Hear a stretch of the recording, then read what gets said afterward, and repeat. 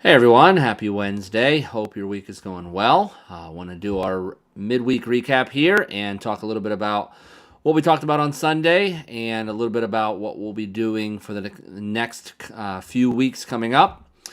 This past Sunday was Mother's Day, and I hope you took the opportunity to celebrate the women in your life, especially those who have played that motherly role in your life, whether that be your mother, grandmother, all of the moms of your life, and you were able to celebrate them, thank them, spend some time letting them know how much you appreciate them. And I hope that you haven't stopped doing that just because it's not Mother's Day today, but that you continue to do that.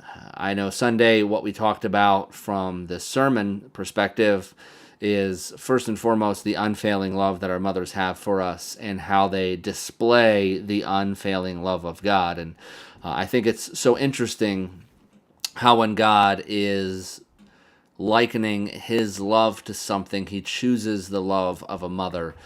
Because I do believe it's the closest thing this side of heaven will get to that is that love of God. And so I think that's pretty impressive and pretty awesome. That doesn't diminish the love of a father, certainly not in any way, but it does speak to the selflessness mothers have. That when one of the things I thought was interesting, Jackie and I were doing a marriage study a while back, and one of the things the guy talks about is how when you get married, speaking more to the husbands, he's saying when you get married, what you have to realize is you're marrying like 5 different women, because the woman you marry isn't going to be the same woman she is when after she has a kid, and after these different life changes, and because their heart changes, and I know that was true of Jackie. When we had Killian, her heart changed, and just was incredible to see how she took on that motherly role in such an amazing way. And she's the best mom I know, and has been a blessing to our family and to our kids. And I just got to spend Sunday appreciating her. But that unfailing love they have, that love that finds it so easy to put the kids before herself, to be self-sacrificing. And it's impressive. It's awesome to see, and it reminds us of the love of God. And we also talked about how the mother is a great example of faith in a person's life, looking at specifically when Paul is encouraging Timothy and saying how he had seen the faith tradition that he had started with his grandmother, and then in his mother, and then now in Timothy. What an amazing thing to see in Scripture, to see Paul count back to these amazing women in Timothy's life to say, how awesome it was that they taught him how to have faith. They showed him how to have faith, and now they will be remembered forever because of their faith, and how we can pass that along to our kids. And the reality is, we pass a lot of things on to our kids. We for sure will. Our kids will repeat things they hear. I'm just making sure that, okay, I was getting messages. I got a couple messages in a row, just making sure that my sound was actually on. It didn't, fail to go through this time. But what was I saying? Faith. How we can pass a lot of things on to our kids. And obviously we would want something as powerful as our faith to be passed on to our kids.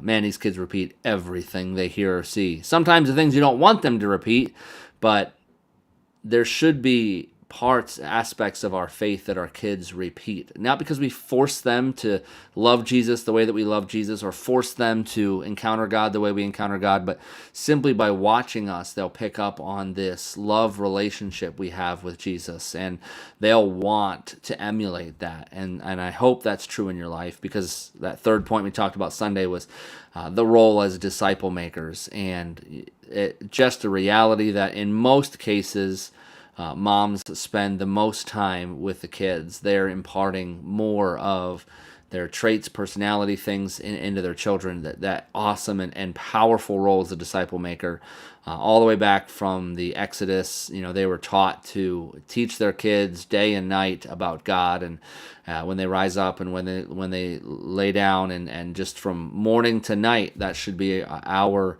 goal, is to teach our kids more about who God is. We can have a lot of aspirations for our kids. We can want a lot of things for our kids.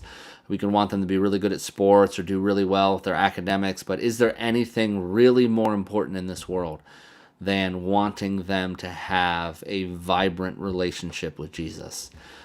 Some of us need to ask ourselves that question in a very real way and evaluate if a relationship with Jesus is our top priority. And if it is, are we living that out through the way we invest our time with our kids and the way that we invest, what we speak about, what we do with our kids?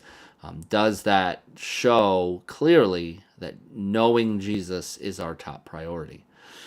And I want to encourage all of you moms out there and let you know, for the most part, obviously I don't know every mom out there, but to look around at the moms around them and look someone in the eyes this week, a mom who maybe is struggling, or you might not know she's struggling or not, but just to look them in the eyes and say, hey, you're doing a good job.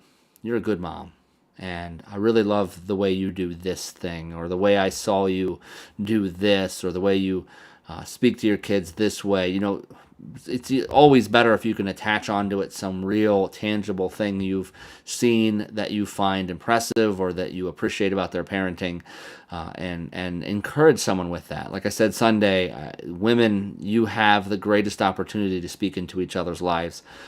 Doesn't sound the same coming from a guy, and honestly, it's a little weird. I'm not going to go around, thanking moms for being great moms all the time, just random people, because that's just weird. And I don't want to get myself in trouble. So, ladies, you do have that authority in each other's lives, and I don't think many women utilize that. Instead, it's like this competition or trying to make ourselves look better, and to have that perspective where you look around at other women around you and think, how can I encourage them in their walk, instead of how can I make it look like I've got everything together? How can I make it look like my kid's not an animal? How do I, make it look like my family's healthier than it is, or that we don't have problems like we do? Every family has them. Our kid would not be the first time, throwing themselves down in a grocery store or acting like a complete animal in different places. Everybody's kid does it.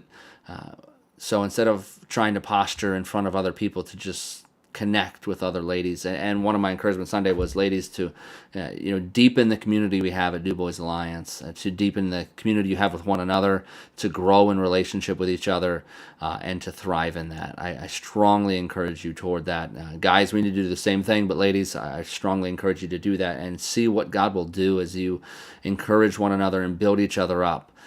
It will have tremendous power for the kingdom. So that's what I got for us today. That's our recap. We're going to be picking up on our James series. I think, shockingly, we only have like 2 sermons left to our James series, unless we do a recap. But it's really shocking to me how long we've been in James, and it seems like it's crazy that we're already coming to an end here. But it's been a fantastic book. I hope you've enjoyed it as much as I have. So I encourage you to be reading chapter 5 every day this week, and we will cover the second of 3 parts of James there.